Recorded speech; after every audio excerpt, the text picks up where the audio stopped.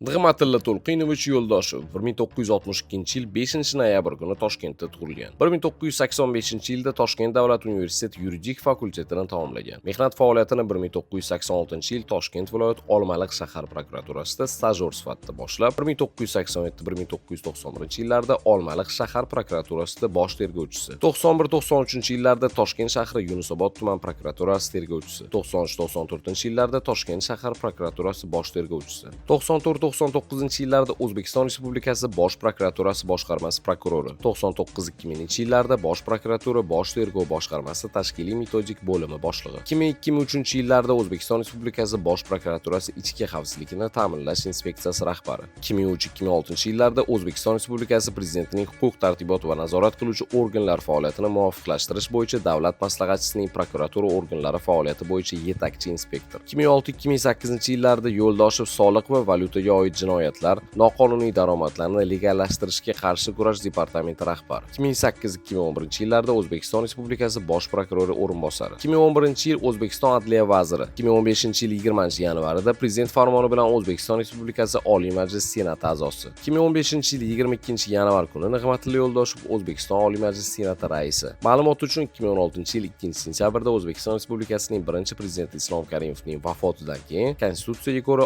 Oliy Majlis palatalarining qarori bilan O'zbekiston prezidenti vazifasini vaqtincha bajaruvchi etib tayinlanadi. 8-sentyabr kuni prezident vakolatlarini bajarish mas'uliyatini vaqtinchalik bosh vazir Shavkat Mirziyoyevga topshirishni e'lon qildi.